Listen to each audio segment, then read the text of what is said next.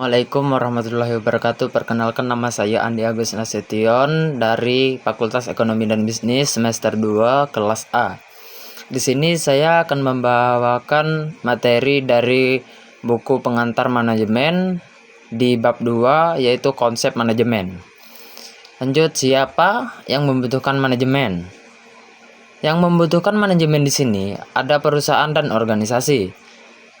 Lalu apa sih itu manajemen?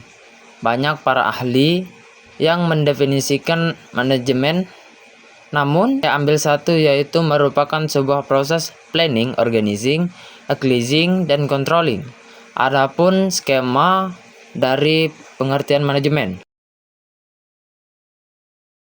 Lanjut, tujuan. Yang dimaksud dengan tujuan atau goal dalam pembahasan ini pada dasarnya adalah hasil akhir yang diharapkan dapat diraih atau dicapai oleh individu, kelompok, atau organisasi perusahaan dalam waktu tertentu dan dinyatakan secara kuantitatif, lebih menunjukkan the measure of thing, dan sering juga tujuan itu diartikan sebagai target.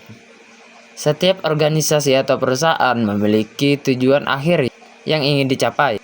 Lanjut, pentingnya manajemen. Setidaknya ada 3 alasan utama mengapa pentingnya manajemen itu, yaitu 1. Untuk mencapai tujuan. Dengan manajemen, tujuan organisasi atau perusahaan dan juga pribadi dapat dicapai. 2. Untuk menjaga keseimbangan di antara tujuan-tujuan yang saling bertentangan. 3. Untuk mencapai definisi dan efektivitas. Lanjut, proses kegiatan manajemen. Proses itu merupakan metode atau cara sistematis untuk melakukan atau menangani suatu kegiatan atau pekerjaan. Manajemen dipandang sebagai proses, artinya dalam pelaksanaan manajemen itu ada beberapa tahap atau serangkaian kegiatan yang dijalankan berdasarkan fungsinya masing-masing. Kegiatan apapun namanya, planning, organizing, auditing, dan controlling menjadi suatu keniscayaan yang dilakukan di mana planning atau perencanaan, yaitu proses yang menyangkut upaya yang dilakukan untuk mengantisipasi kecenderungan di masa yang akan datang, dan penentuan strategi dan taktik yang dapat untuk mewujudkan target atau tujuan organisasi. Kegiatan-kegiatan planning, organizing atau perorganisasian, yaitu proses yang menyangkut bagaimana strategi dan taktik yang telah dirumuskan dalam perencanaan, desain, dan sebuah struktur organisasi yang tepat dan tangguh, sistem dan lingkungan organisasi yang kondusif, dan bisa memastikan bahwa semua pihak dalam organisasi bisa bekerja secara efektif dan efisien guna mencapai tujuan organisasi. Auditing atau pengimplementasi, yaitu proses implementasi program agar bisa dijalankan oleh seluruh pihak dalam organisasi atau perusahaan, serta proses motivasi agar semua pihak tersebut dapat menjalankan tugas dan tanggung jawab dengan penuh kesadaran dan produktivitas yang tinggi.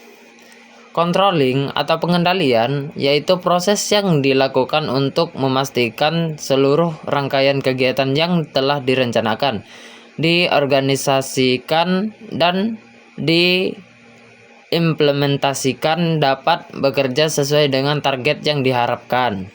Dalam hal ini, sang manajer itu memiliki level tingkatan. Level tingkatan manajer terbagi menjadi 3 level, yaitu manajer tingkat pertama. Ada yang menyebutnya level manajer terendah adalah manajer yang bertanggung jawab terhadap kegiatan operasional karyawan. Tugasnya antara lain adalah memimpin dan mengawasi operasional, memastikan keputusan dan rencana yang dibuat 2 level manajer di atasnya berjalan, membuat keputusan jangka pendek. Lanjut, manajer menengah. Manajer yang levelnya berada di tengah hierarki perusahaan. Dia membawahi dan mengarahkan kegiatan-kegiatan para manajer lainnya juga karyawan operasional. Tugasnya antara lain adalah memahami tugas-tugas manajerial.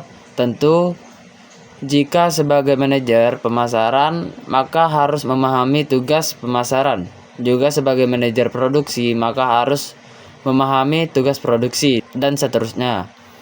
Bertanggung jawab melaksanakan tugas yang dibuat oleh top manager. Yang ketiga, top manager atau manajer puncak.